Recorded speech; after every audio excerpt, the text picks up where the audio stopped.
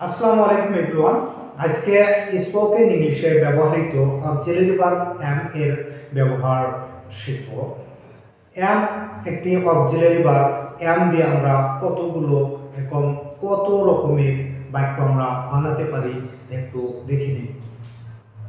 Uses of am, আমরা সবাই জানি am একটি অক্সিলারি ভার্ব এবং বাক্যগুলো হচ্ছে আমি যাচ্ছি, আমার যাওয়ার কথা, আমাকে যেতে হয়, আমি যেতে সক্ষম, আমার যেতে দেরি হবে, আমার যাওয়ার সম্ভাবনা আছে, আমি যেতে বাধ্য, আমি এখনই যাব, আমি যেতে পছন্দ করি।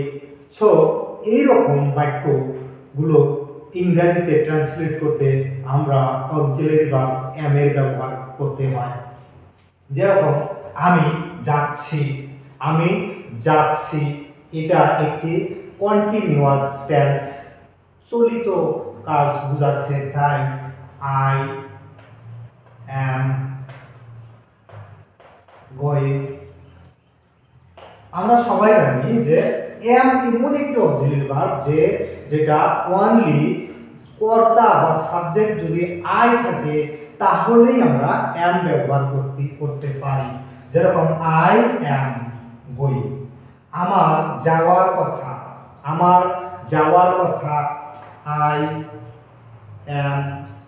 I am suppose to go,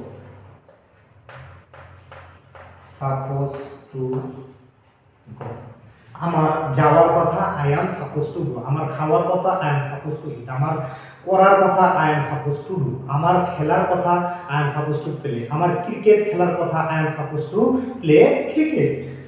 আমাকে যেতে হয় আই অ্যাম টু গো, আমাকে যেতে হয় আই অ্যাম টু গো, আমাকে নাচিতে হয় আই অ্যাম টু ডান্স, আমাকে গান গাইতে হয় আই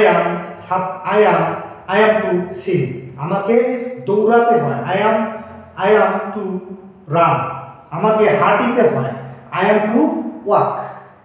আমি যেতে সক্ষম, সক্ষম বলতে অ্যাবল, সক্ষমের ইংরাজি হচ্ছে অ্যাবল। তো I am able to go, I am able to go, আমি যেতে সক্ষম I am able to go, আমি নাচতে সক্ষম I am able to dance, আমি খেলতে সক্ষম I am able to play, I am able to play, আমি লিখতে সক্ষম I am able to write, আমি পড়তে সক্ষম I am able to read।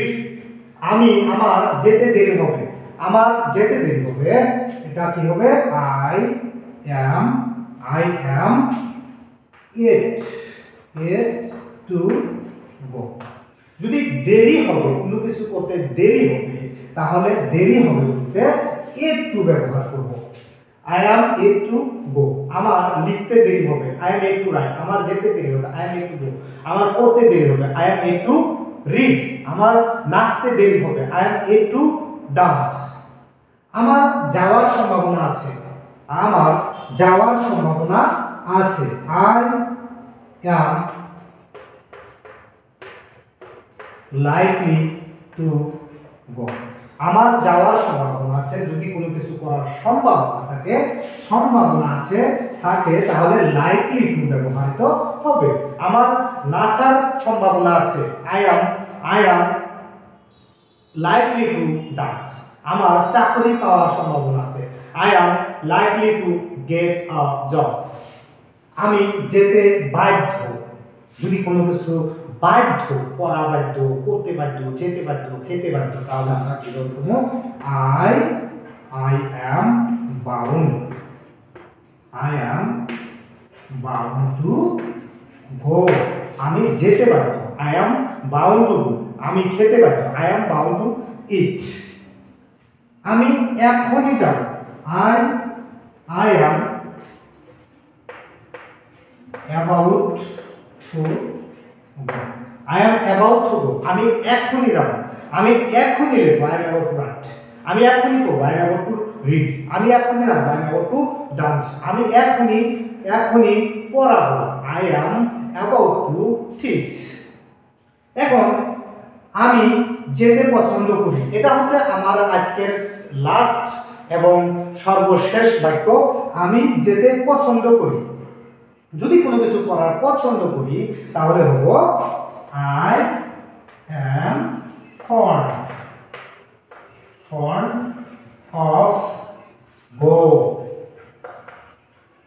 I am fond of going, I am fond of going, I am fond of going, আমি নাচতে পছন্দ করি, I am fond of dancing, আমি হাঁটতে পছন্দ করি, I am fond of walking, আমি দৌড়াতে পছন্দ করি, I am fond of running, আমি পড়াতে পছন্দ করি, I am fond of teaching। তো আজকের এই সেশনে তোমরা দেখছো যে প্রত্যেকটি সবগুলি বাক্যতেই এম কমন আছে, আরো একটি বিষয় আছে যেটা টু প্রিপজিশনের পর সব সময় 99% এর ক্ষেত্রেই আমরা ভার্বের বেস ফর্ম ব্যবহার করি, যেরকম টু গো, প্রত্যেকটি ক্ষেত্রে আমরা এখানে দেখছি যে টু প্রিপজিশনের পর ভার্বের বেস ফর্ম ব্যবহৃত হয়।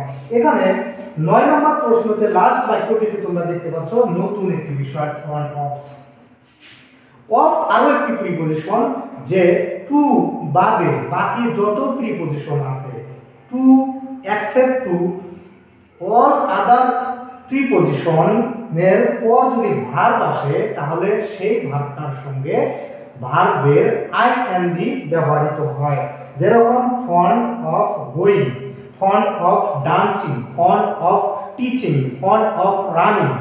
অফ একটি প্রিপজিশন যার দরুন প্রিপজিশনের পর ভার্বের সঙ্গে আইএনজি ব্যবহৃত হয়েছে। স্পোকেন ইংলিশে ব্যবহৃত এই বাক্যগুলো খুবই গুরুত্বপূর্ণ।